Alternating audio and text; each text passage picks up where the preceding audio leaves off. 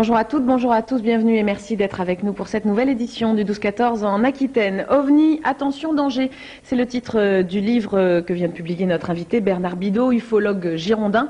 C'est un ouvrage très sérieux et très complet sur ces phénomènes paranormaux, qu'il s'agisse des soucoupes volantes, des enlèvements ou des expériences médicales. Des témoignages de scientifiques, de pilotes de ligne, tous témoins de ces événements, ils sont rapportés.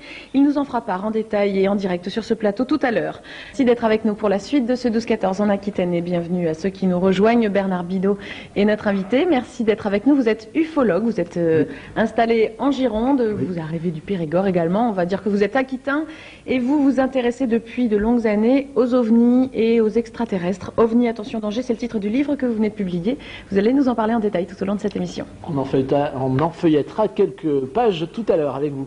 Et puis attention danger, point d'exclamation. OVNI, attention danger, c'est alarmiste?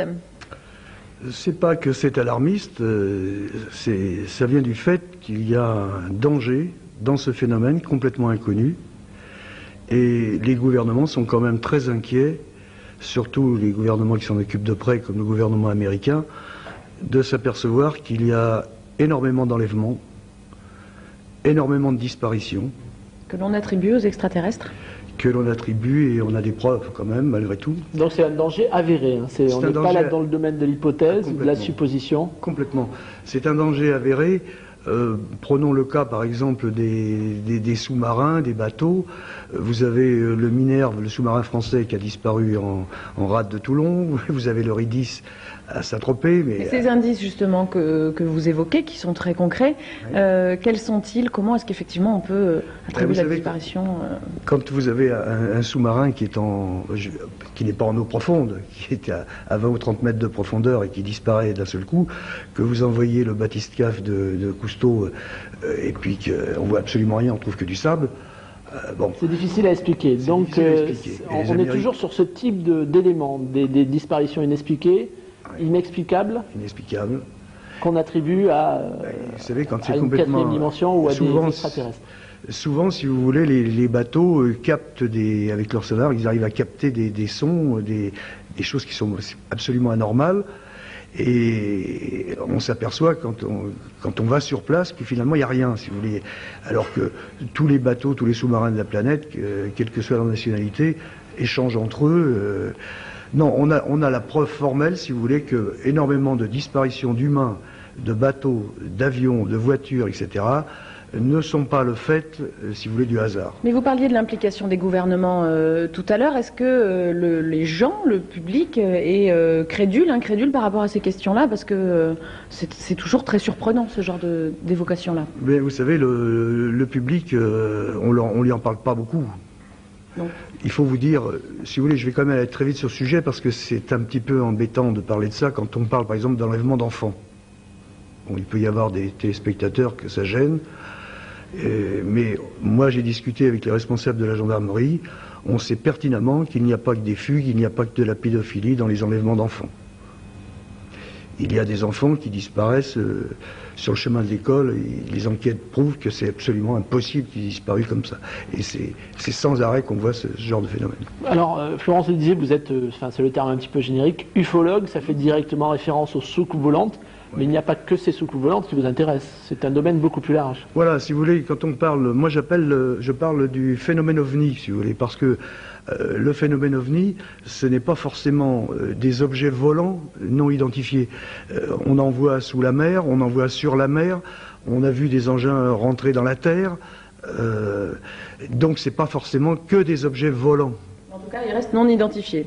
Ah, il reste non identifié parce que nos services de détection n'arrivent pas à comprendre ce que c'est. Vous avez pas mal de témoignages dans ce livre, vous allez nous les raconter dans un petit moment. On a aussi quelques photos, mais avant cela, on a la première attention danger. Bernard Bidot, on l'a dit, vous étiez magistrat, vous avez fait une carrière dans la magistrature. Qu'est-ce qui vous a conduit à vous intéresser aux ovnis finalement? Il y a eu un événement déclencheur? L'événement déclencheur, ça a été, j'étais très jeune et j'étais tombé sur une revue américaine qui s'appelait Life et il parlait de l'affaire de Roswell. C'est-à-dire, en fait, c'est le démarrage des soucoupes volantes, ce qu'on appelait les soucoupes volantes. Et j'ai commencé à m'intéresser. Vous avez commencé à accumuler, j'imagine, voilà, comme travail à magistrat, un petit peu, accumuler des dossiers, des éléments. Voilà. Et puis, il est certain qu'avec le développement des médias et de l'information, on a eu quand même de plus en plus de renseignements, de plus en plus de contacts. Et donc, vous voyez des livres apparaître maintenant. Et ces éléments, est-ce qu'ils existent ou est-ce que c'est l'absence d'éléments qui fait que parfois, du coup, on déduit qu'il s'agit voilà, d'extraterrestres ou d'objets volants non identifiés? Est-ce qu'il y a des éléments concrets? Vous avez des témoignages de gens qui ont vu des choses ou qui ont vécu des choses? Bien sûr. Si vous voulez, on peut commencer par le commencement. En 1942, le maréchal Göring, complètement affolé par les rapports de ses pilotes, il crée la commission Uranus parce que les pilotes disaient tous qu'ils avaient des engins autour de leurs avions. Ce genre de vision-là On voit des images là en ce moment que vous nous avez apportées. Bon. Ce sont pour vous des éléments de preuve, des éléments fiables transmis par les pilotes. Ça, cette photo, c'est un de mes amis pilotes qui me l'a remise. C'était une vingtaine comme témoins. Et ce genre de photographie est donné à des spécialistes de la photo pour voir qu'il n'y a pas de trafic derrière. En plus de ça, quand vous avez affaire à des pilotes, si vous n'avez pas confiance... Ils connaissent les phénomènes lumineux, qui ont l'habitude... Si vous n'avez pas confiance dans les pilotes, il ne faut plus prendre l'avion, vous voyez ce que je veux dire. Faut faire... Moi, si vous voulez, dans mon livre, je n'ai pris que des témoignages de pilotes, de commandants de bord, de commandants de bateau, de policiers, de gens qui savent ce qu'est le ciel. Et vous vous associez d'ailleurs avec des physiciens, des spécialistes qui après corroborent effectivement ces théories. Est-ce que les gens en parlent facilement, justement, ceux qui ont vu ce genre d'événement? Non. C'est pour ça qu'il y a beaucoup de témoignages qu'on n'a pas. Les gens ont peur d'en parler, peur du ridicule. Bien sûr. Est-ce que vous-même, vous avez vécu des phénomènes difficiles à expliquer? Oui, bien sûr. Puisque j'ai même été en contact avec, je raconte dans mon livre, avec 3 de ces... Men in Black, comme on les appelait, parce que j'aime pas le terme extraterrestre. Donc, je suis pas le seul à être en contact, à avoir eu des rencontres du 3e type ou avoir vu des engins, enfin bon. Mais si vous voulez, nous, en tant que civils, c'est pas le plus important. Notre parole peut être mise en doute, mais par contre, j'insiste sur le fait que, vous voyez, j'ai amené ici ce qu'on appelle le rapport Cometa. Voilà, c'est un rapport qui a été transmis au président de la République. Il a été transmis au président de la République en 1999 et au Premier ministre, à Jacques Chirac. Il a été fait. Il est resté longtemps secret défense? Non, le rapport, il a été fait, il a été donné. Non, il a été fait en 99. Et ce rapport, fait par des généraux de l'état-major français, les 5 étoiles, explique qu'il y a un phénomène OVNI, qu'il faut s'en occuper, qu'il faut donner des budgets, etc. etc. Alors, justement, s'en occuper, ça veut dire quoi? Qu'est-ce qu'il faudrait faire?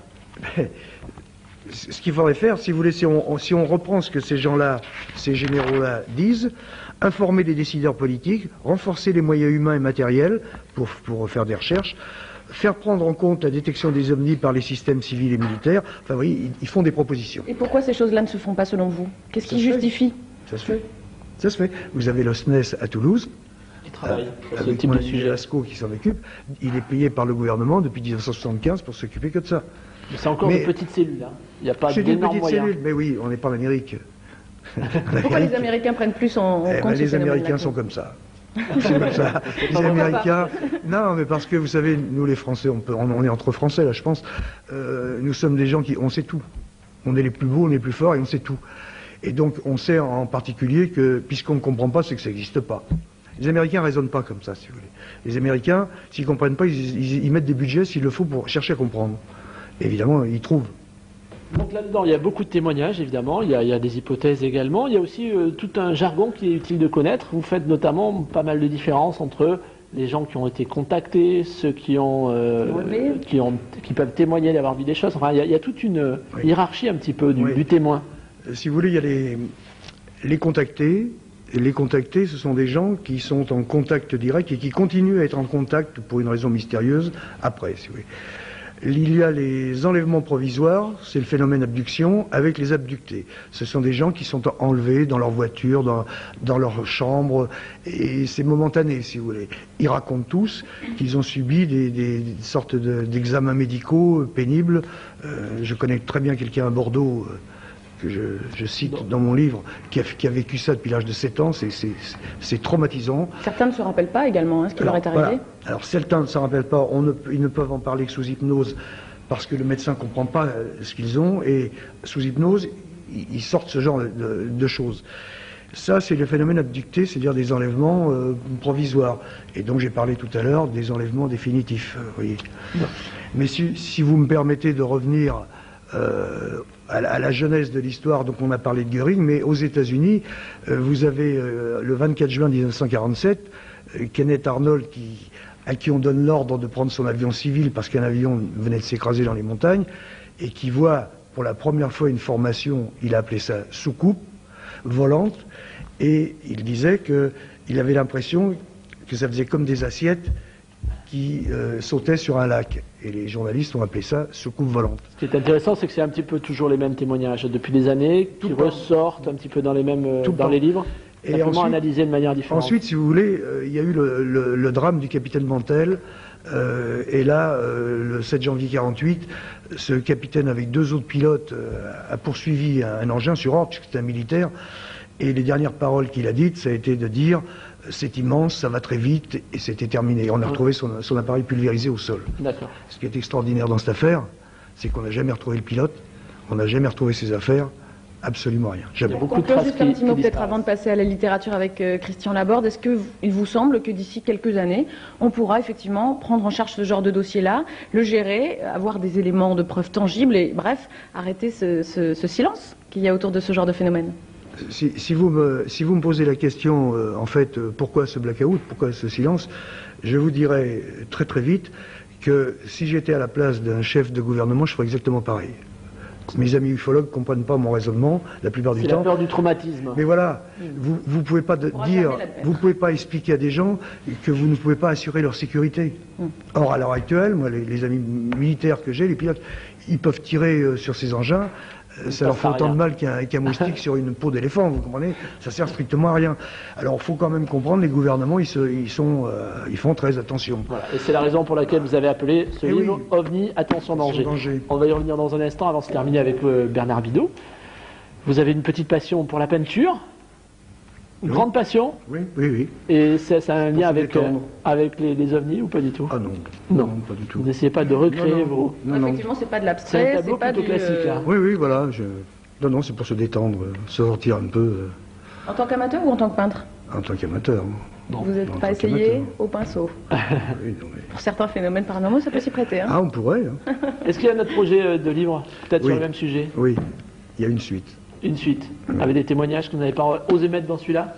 Je ne sais même pas si j'oserais les mettre dans le prochain. Vous nous en parlerez? Oui, bien sûr, je vais aller vous voir. Merci beaucoup en tout cas d'être venu. On va terminer.